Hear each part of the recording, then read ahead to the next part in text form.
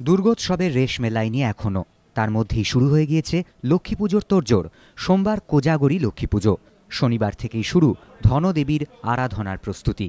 শনিবার বকরি ঈদ, ছুটির দিন, তাই শনিবার থেকেই বাজারে ভিড়, থলে হাতে বাঙালি। কিন্তু হেমন্তের হাওয়ায়ও কপালে বিন্দু বিন্দু ঘাম।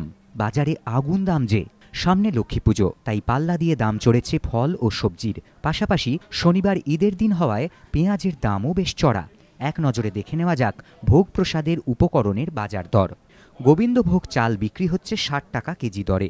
মুগের ডালের দর ঘোরাফেরা করছে কেজি প্রতি ৮০ থেকে ১২০ টাকার মধ্যে। সর্ষের তেলের দর ওঠানামা করছে ৯৫ থেকে ১০০ টাকার মধ্যে। ফুলকপির প্রতিটির দর ২০ থেকে ৩০ টাকার মধ্যে। বাঁধাকপি বিক্রি হচ্ছে কেজি প্রতি ২০ থেকে ২৫ টাকায়। টমেটো ৩০ থেকে ৩৫ টাকা কেজি। বেগুনের দর উঠেছে ৪০ থেকে ৫০ টাকার মধ্যে। মূলো বিক্রি হচ্ছে ২৫ থেকে ৩০ টাকায়। রাঙা আলু পাওয়া যাচ্ছে ৩০ থেকে ৪০ টাকা কেজিতে। কড়াইশুঁটির দর ১৫০ টাকা কেজি।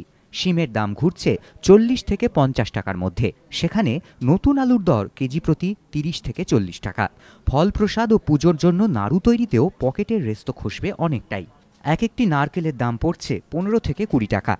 কাঁঠালি কলা ৪০ থেকে ৪৮ টাকা ডজন। পেয়ারা কেজি প্রতি ৫০ টাকা। আপেলের দাম কেজি প্রতি ৮০ থেকে ১০০ টাকা। শসা পাওয়া যাচ্ছে ১৫ থেকে ২০ টাকায়, আর চিনির দর উঠেছে ৪২ টাকায়। মূলত আমি এইমাত্র বাজারে ঢুকলাম, তো সবই দেখছি আগুন। কপিতে তো কপি কিনলাম ২৫ টাকা একটা করে পিস, একটা ২৫ টাকা করে। সারা পুজোর থেকেই তো সারা দিনই বছরই তো বাজার গরমই, তা পুজোর আগে একটা অকেশন কাজী। পুজোর মরশুম, তাই অগ্নিমূল্য বাজার। তবে পুজোর মরশুমের পর ধীরে ধীরে দামে হ্রাস পড়বে বলেই মনে করছেন ব্যবসায়ীরা। লক্ষ্মী পুজোর বাজার তো চড়া হবে না, যেহেতু ওয়েদার খুব ভালো হয়ে গেছে, শীতের অভাব এসে গেছে, শীতের আনাজগুলো উঠছে। হয়তো লক্ষ্মী পুজোর বাজার বলে একটু চড়া থাকবে, কিন্তু পুজোর পরে লক্ষ্মী পুজোর পরে বাজার অনেক কমে যাবে সবজি। তবে বাজার দর যতই চড়ুক, ধনদেবীর আরাধনায় কোনো খুঁত রাখতে চায় না বাঙালি। সঞ্চয়ন মিত্র, এবিপি আনন্দ, কলকাতা।